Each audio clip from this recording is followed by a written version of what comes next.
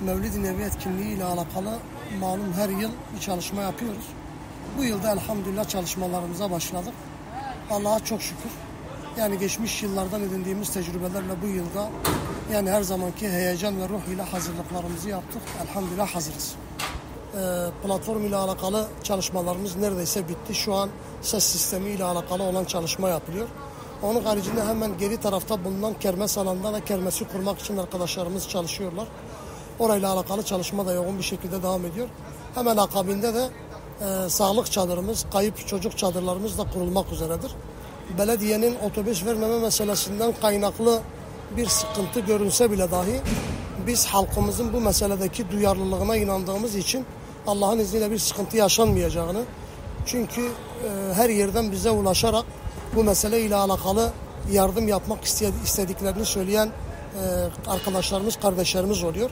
5 Nisan itibariyle kendilerine dilekçe verip 15 Nisan itibariyle de kendileriyle defalarca yüz yüze görüşüp meseleyi kendilerine izah ettik.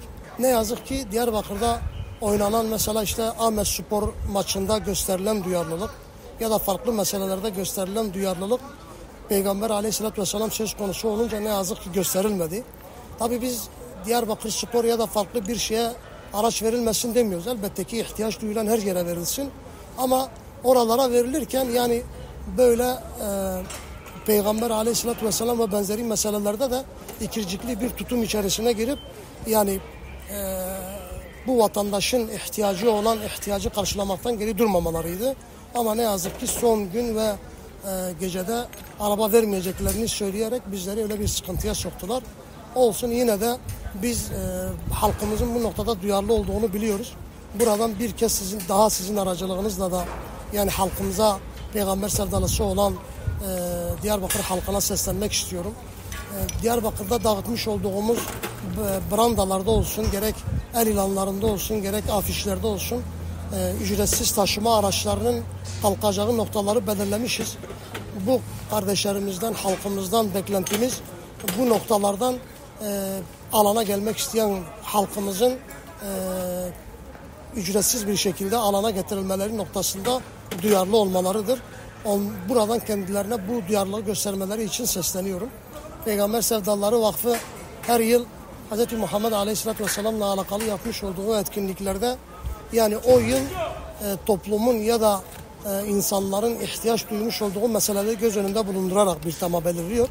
Bu yılda yani Gazze'de yaşanan soykırımdan kaynaklı olarak cihat önderi Hz. Muhammed Aleyhisselatü Vesselam teması seçilmiştir.